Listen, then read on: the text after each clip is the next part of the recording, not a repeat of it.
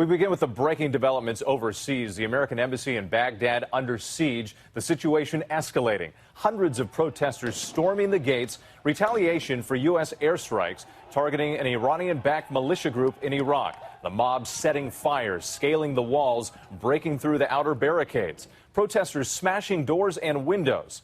U.S. military choppers overhead firing flares to protect Americans on the ground. The embassy now on lockdown. About 100 Marines sent in for support, and we're just learning hundreds more troops could be on the way.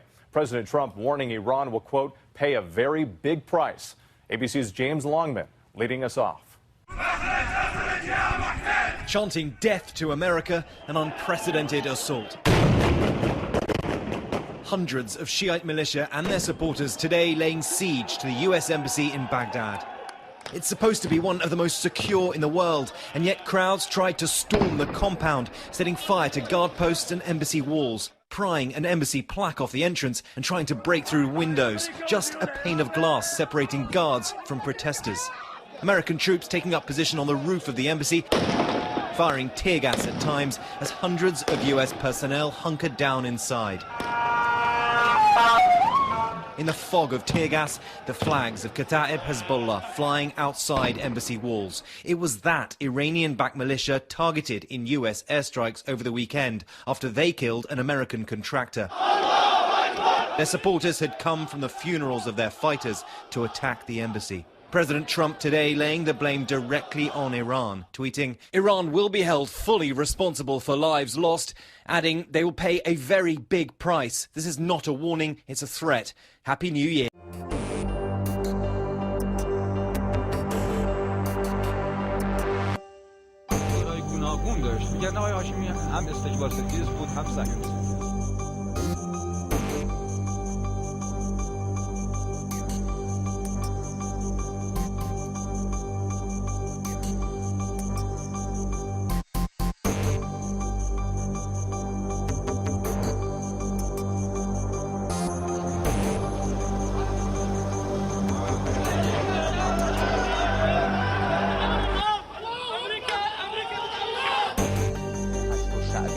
نیروهای مردمی اساس اعلام منابع هشت شعبی نیروهای مردمی اقدام آمریکا بدون تردید یک اقدام تروریسم دولتی است.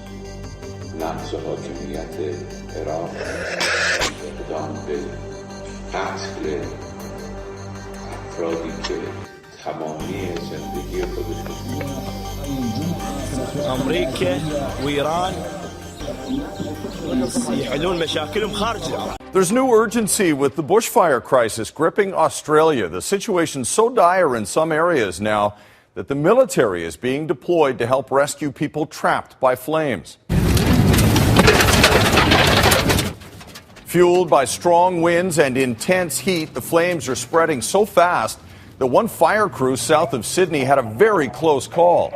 Further down the coast, with skies turning deep red and fires closing in, some people fled to the beach. We came down here because the place we were staying at, my parents-in-law place burned down this morning. Pretty extreme, but it was very scary.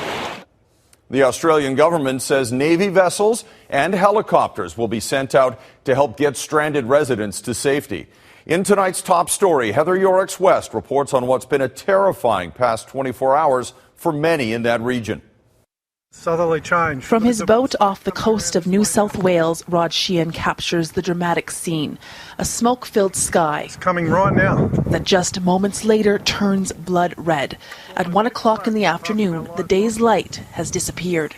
The apocalyptic scene terrifying for those unable to find shelter on boats. Thousands huddled on beaches and docks praying the fire's front would stay away. It is pitch black. It is quite scary in that community. We've got 3 strike teams sitting in with the community, literally standing side by side with our community at the beachfront. 2 people died in the blaze Tuesday. As many as 5 others are missing. More than 200 fires are now burning across New South Wales and Victoria, some with an intensity unlike anything fire crews have ever seen. A fire tornado overturned a firefighter's truck Monday. Volunteer Samuel McPaul, just 28 years old, died. He leaves behind, tragically, a beautiful wife, Megan, who is pregnant with their with their first child. Crews on the ground are exhausted and overwhelmed, with new blazes sparking every day.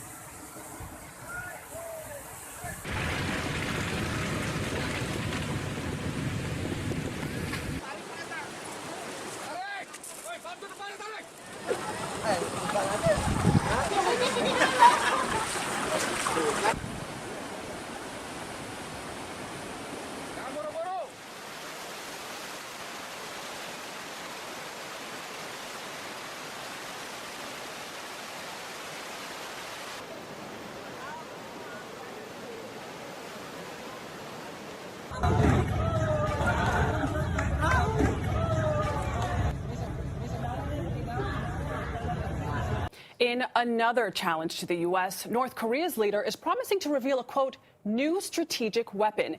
Kim Jong-un's vow was announced this morning after North Korea's capital celebrated the new year. According to state-run media, Kim threatened shocking action and said North Korea could end a moratorium on testing nuclear weapons and missiles, but he also left the door open to dialogue with the U.S.